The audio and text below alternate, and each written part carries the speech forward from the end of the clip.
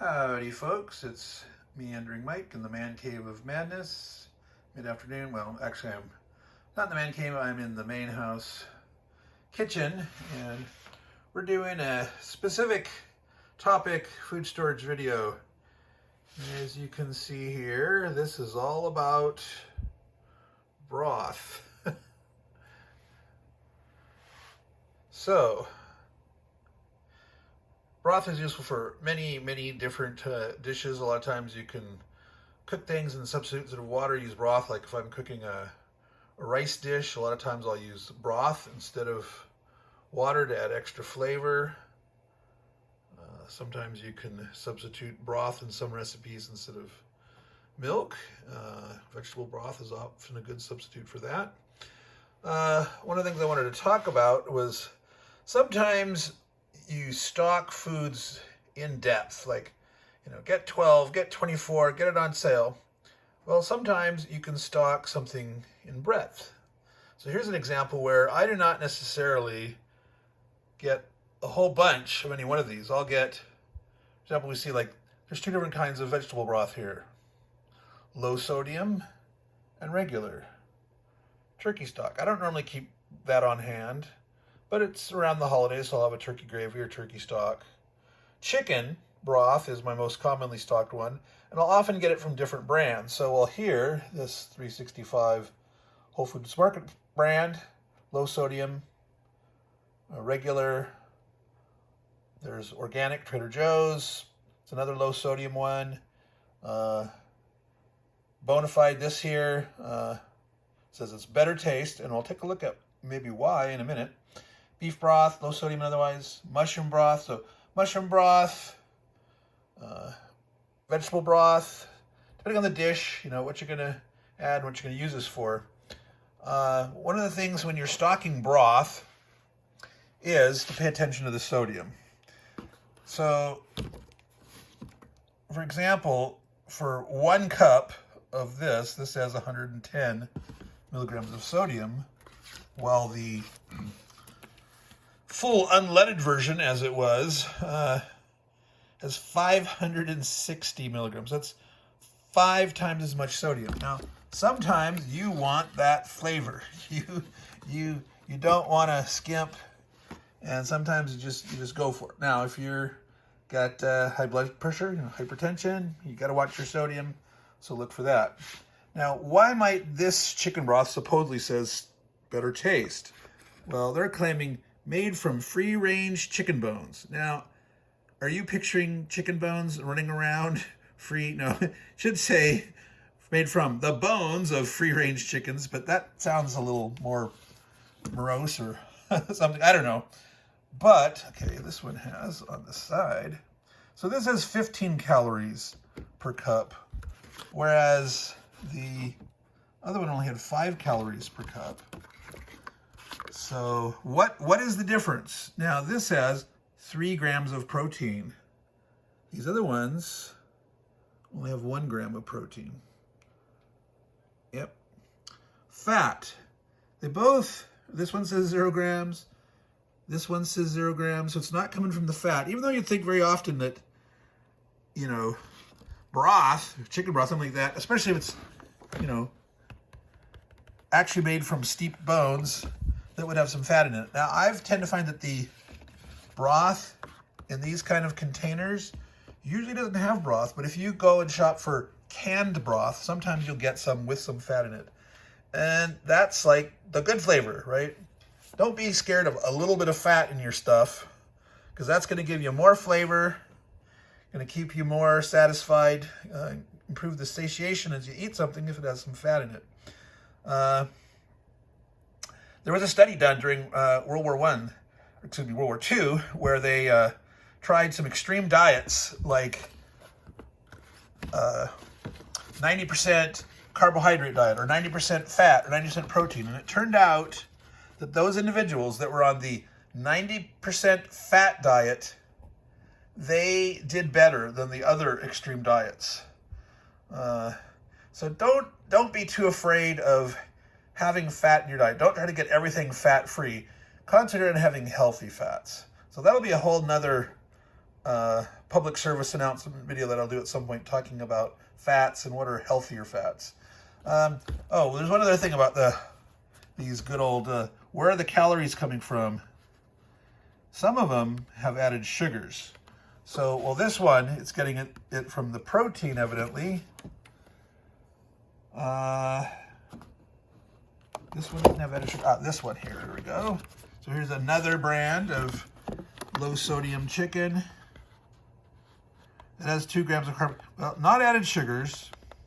I was like, well, what is the sugar coming from? In carbohydrates in a chicken broth. Now, if we look at the ingredients, I believe it has organic cane sugar. How is that not added sugar?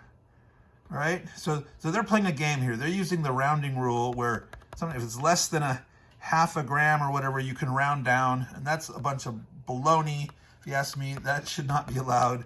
But those carbohydrates are having to come from somewhere. And yeah, I would say it's coming from their added sugar that they said there was no added sugar, but there is. So let's take a quick look at the beef broth and see. Okay, that's 15 calories per cup, 3 grams of protein.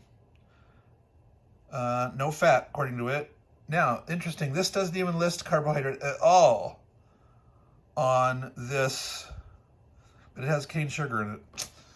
So I don't know, is there really no carbohydrates there? This one lists carbohydrate 1 gram. So, interesting that this non-low sodium one, oh, there it is. How did I miss it the first time? Mike is blind. Meandering Mike, sometimes his eyesight meanders. There's the total carbohydrate. How did I miss that? All right, it's there. Mushroom broth, only 5 calories per cup. Now, mushrooms would make sense, or other vegetable broths. Those would have, you're making it out of things that are mostly carbohydrates, right? Total hydrate, 1 gram. But total sugar is less, at least they say less than, but they still say that they have something. So they did add some sugar in here, and I'm sure if we look, oh, organic carrot juice. Now, carrots is high in sugar. Carrots, peas are high in sugar. I don't know I doubt there's any peas in this, but maybe, I don't know. I'm not going to look at the whole entire thing. So, vegetable broth, chicken broth, beef broth, mushroom broth. Now, these aren't even looking at the bone broth. So this says it's made from,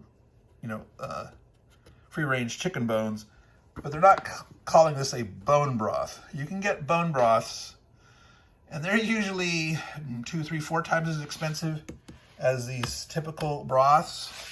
So I don't stock them very often unless I'm making like a specialty soup or something. Maybe putting them in a stew. But I like to keep a variety of these on here. Like I said, I stock these in depth. I tend not to get a lot of any one. Because these don't come on sale usually deeply on like one flavor. Now the exception sometimes is cans. I like to stock cans also because of the size. Now these are resealable and that, which is not bad, but sometimes a recipe calls for exactly like 14, 15 ounces. So the cans are good, and sometimes you can find those on sale. So I just recently ordered a restock on that. I'll also get sometimes little 8-ounce packs like that, 4 8-ounce packs. They're usually much more expensive than buying it in the full 32-ounce.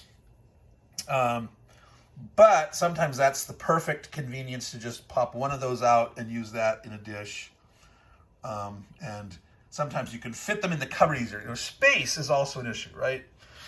When you stock stuff, you got to worry about, well, how long does it last? Most of these things are usually lasting about a year or two. That's out to January of 24. So that's over a full year right now. Some of these I've bought, months ago. Some I just bought recently, April of 24, etc. You got to worry about how long it lasts on the shelf, how long it lasts once you open it, how much space it takes, how much it's going to cost you. And again, you know, you want to stock what you eat and eat what you stock. So I have no problem cooking with all these things and using them, having a nice variety.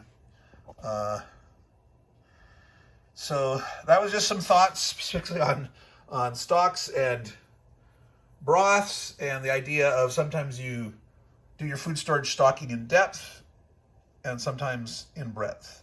So this is a case where I use the breadth method, and I'll put some in the kitchen in a cupboard over here. I'll have some in our garage pantry storage. I'll have some over in the man cave across the way, and just so that I kind of keep track of what's where, pay attention to the dates, rotate through and restock when I get low of a particular one. So that's my thoughts on food storage, broths, and stocks. So that's it for now, folks. Meandering Mike, continuing to meandering about these great subjects. Take care, everyone, and ciao.